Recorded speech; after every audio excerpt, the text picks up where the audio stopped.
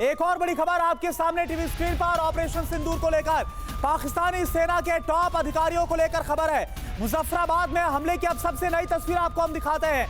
मुजफ्फराबाद में हमले के सबूत अब आप देखिए, क्योंकि इससे पहले जब पुलवामा के बाद स्ट्राइक की गई थी तब पाकिस्तान तो इंकार कर रहा था, लेकिन अब ये देखिए ये सबूत सामने आ रहे हैं। ये देखिए मुजफ्फराबाद की जहां पर आतंकी ठिकानों को नेस्तनाबूद किया गया, वहां पर जो पाकिस्तानी सेना के टॉप अधिकारी है वह अस्पताल पहुंचे हैं। जो आतंकी घायल हो गए हैं या फिर जिनको अस्पताल ले जाया गया है उनसे मिलने पहुंच रहे हैं वहां पर सेना के अधिकारी, उनसे हमदर्दी दिखाते हुए नजर आ रहे हैं सेना के अधिकारी। और ये तस्वीरें पाकिस्तान की एक और सच्चाई को पूरी दुनिया के सामने बयां कर रही है।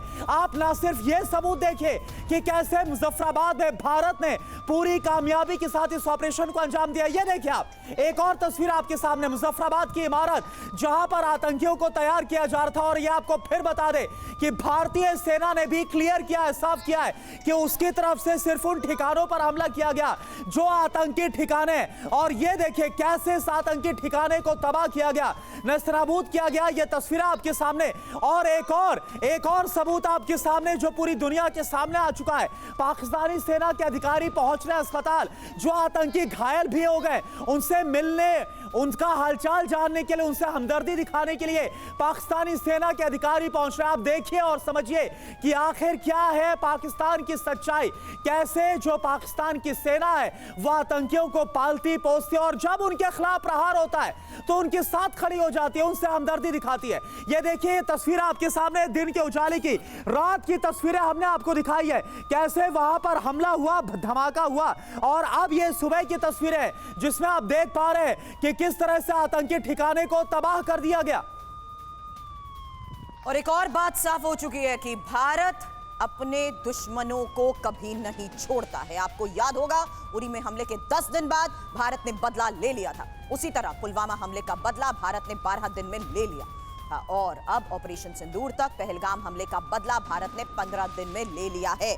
और आपको बता दें आतंकी संगठनों के जैश-ए मोहम्मद, लश्कर-ए-तैयबा, हिजबुल मुजाहिदीन, इनके ठिकानों को भारत ने ध्वस्त कर दिया है। और यही वजह है कि बहावलपुर के साथ साथ मुरीद के और सियालकोट और बरनाला और कोटली के अलावा मुजफ्फराबाद की वो तस्वीरें हमारे सामने हैं जिससे साफ हो गया कि भारत ने किस तरीके से पिन पॉइंट टारगेट को अंजाम देते हुए ये बदला लिया है। क्योंकि ये आतंकियों के ठिकाने हैं, ये जैश-ए मोहम्मद के वो ठिकाने हैं जिन्हें ध्वस्त कर दिया गया, ये लश्कर-ए-तैयबा के वो ठिकाने हैं जिन्हें ध्वस्त कर दिया गया। और इंफॉर्मेशन अब आपके सामने इस ऑपरेशन सिंदूर को लेकर, ऑपरेशन सिंदूर की मिनट टू मिनट डिटेल्स तो हम आपको दिखा रहे हैं, लेकिन एक और बहुत इंपॉर्टेंट और ये सेंसिटिव इंफॉर्मेशन है कि आखिर इस ऑपरेशन को नाम ऑपरेशन सिंदूर ही क्यों दिया गया।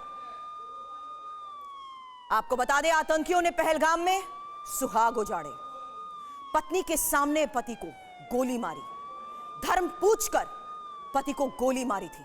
आतंकी हमले के पीड़ित आपको बता दें कई नए विवाहित लोग थे, कई नए नवविवाहित जोड़े थे जिनसे आतंकियों ने कहा था जाओ मोदी को बता दो हिंदू धर्म में सिंदूर सुहाग की निशानी।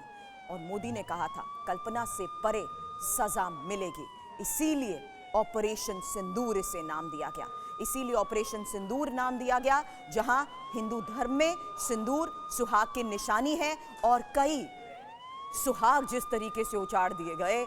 सुमित और मनीष मेरे सहयोगी हमारे साथ हैं। और मनीष अब सवाल आपसे भी कर रही हूं क्योंकि ये बात प्रधानमंत्री नरेंद्र मोदी कह चुके थे कि कल्पना से परे सजा मिलेगी, और जो संदेश यहां पर प्रधानमंत्री नरेंद्र मोदी के नाम देने की कोशिश की थी, आज पूरे पाकिस्तान को और आतंकियों के उस गढ़ को बड़ा संदेश भारत ने इसी ऑपरेशन सिंदूर के तहत दे दिया है।